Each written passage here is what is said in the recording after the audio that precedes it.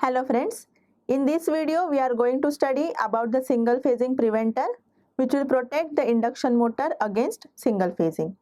So generally it is desired that the voltage and current in all the three phases of the induction motor should be balanced.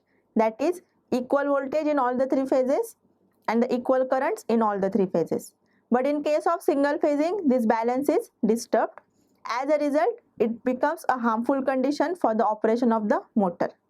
So in this video, we are going to study about the single phasing preventer which will protect the induction motor against single phasing.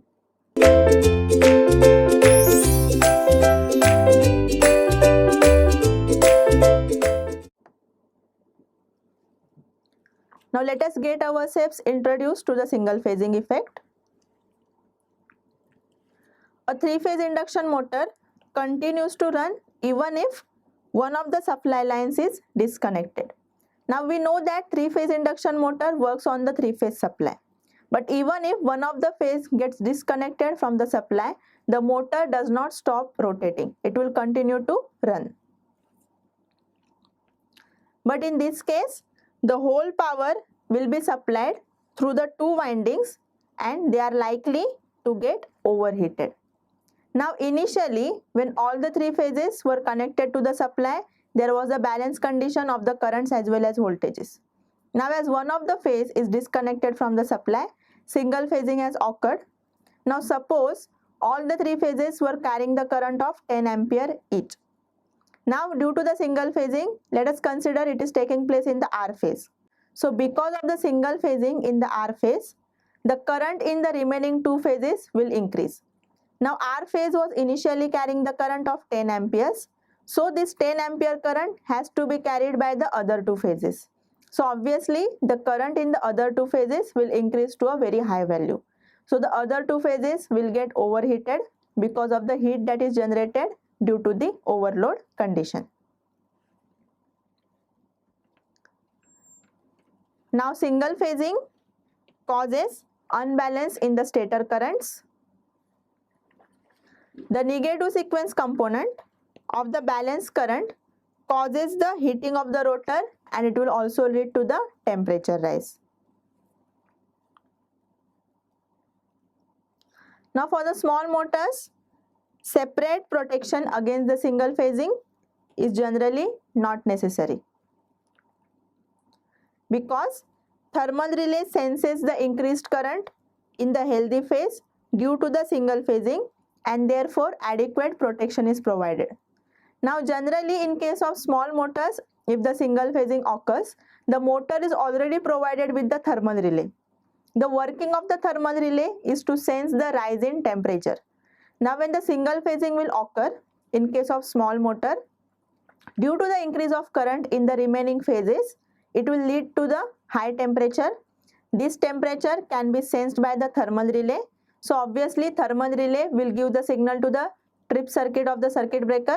So the circuit breaker will open and it will disconnect the motor from the supply. But in case of large motor, like having the rating of 50 kilowatt and above, the modest unbalance can cause the damage to the motor winding due to overheating. Now in case of small motors, even if the single phasing preventer is not provided, there is no issue with the working of the motor because thermal relays are present.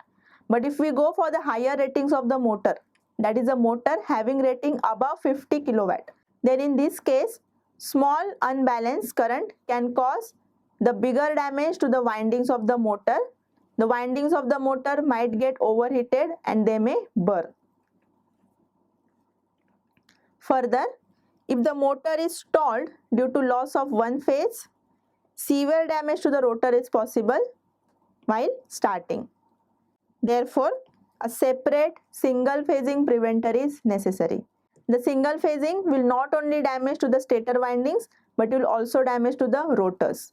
So, single phasing preventer is necessary in case of large motors having the rating of 50 kilowatt and above.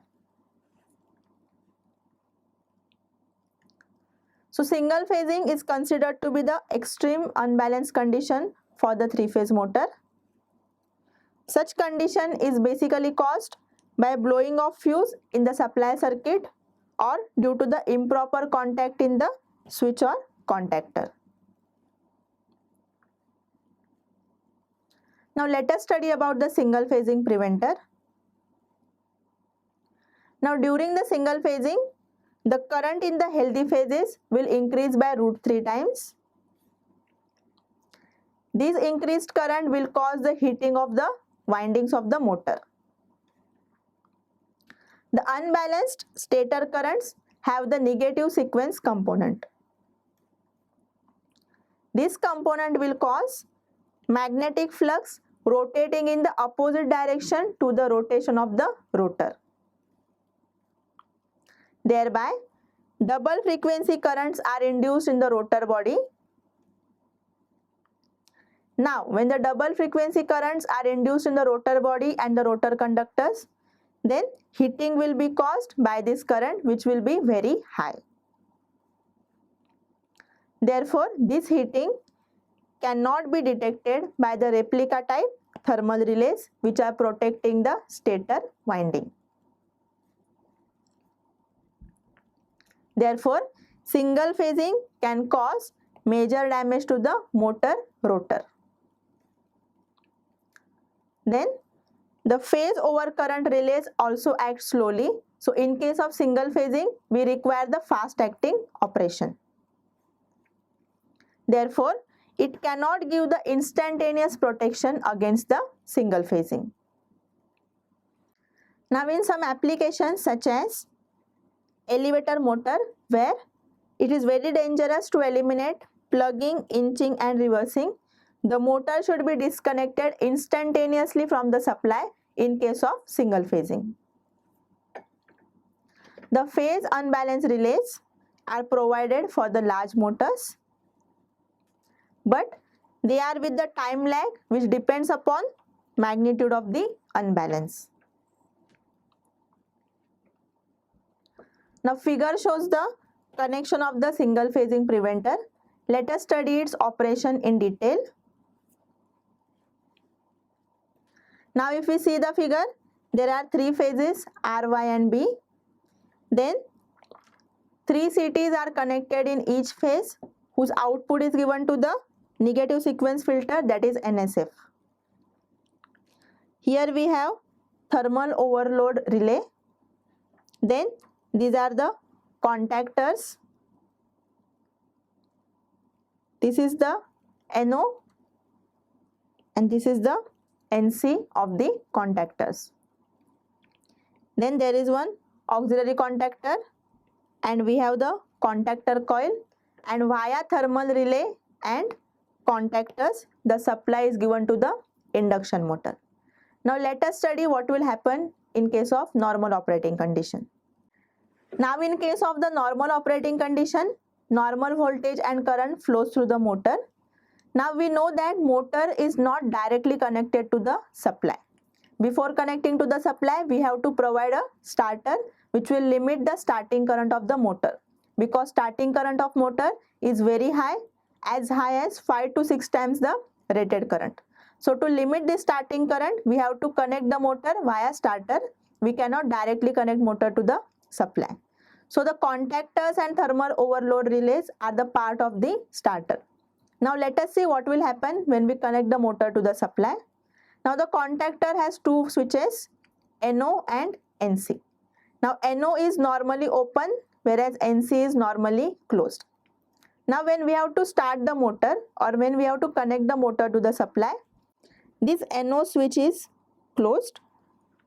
Now NC is already closed. Now once we close this NO, then the motor is connected to the supply or the contactors get connected to the supply. Now if we see here, the terminals of contactor are open. So unless these terminals will close, the supply will not reach the motor.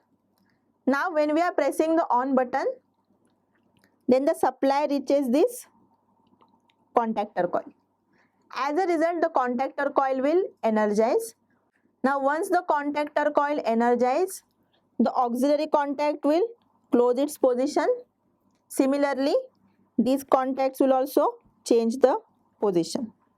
Now here the path of current to the motor is complete, hence the motor will start. Now suppose single phasing occurs in this case. Then due to single phasing, one of the phase will be disconnected from the supply. As a result, the current in remaining two phases will increase by √3 times. Due to the rise in current in the remaining two phases, it will cause the overheating. It will also induce the negative sequence components. Now, this overheating can be sensed by the thermal overload relays. Also, before thermal overload relays, CTs are present in each and every phase. Now, these CTs will detect the fault current. As a result, it will give signal to the negative sequence filter. In negative sequence filter, it will detect whether it is a faulty condition or the normal operating condition. Now, if the value of the current sent to the negative sequence filter is greater than or equal to the pickup value, then the trip circuit of the circuit breaker will close, hence the contact of the circuit breaker will open and the motor will be instantaneously disconnected from the supply. Now when the motor is to be disconnected from the supply, in that case, the NC switch which was normally closed, it will open. As the NC switch opens, the contactor coil will de-energize. As the contactor coil de-energize, the contacts of the contactor will go back to their original position. As a result, NO switch will open. Because of this, the supply to the motor will be disconnected and the motor will be protected from the single phasing condition. Now the single phasing preventers are mostly used for the large motors. They are connected to the secondaries of the CTs, as we have already seen in figure. They contain a negative sequence filter. The output of the negative sequence filter is fed to the level detector. The level detector will detect whether this output is greater than the pickup value. Accordingly, it will send a tripping signal to the starter or the circuit breaker when the negative sequence current exceeds the preset limit. So as it sends the signal, the circuit breaker contacts will open and the motor will be disconnected from the supply. So in this way, single phasing preventer will protect the induction motor from the single phasing. Thank you friends for watching this video. Stay tuned with Ekeeda and do subscribe our channel Ekeeda. Thank you.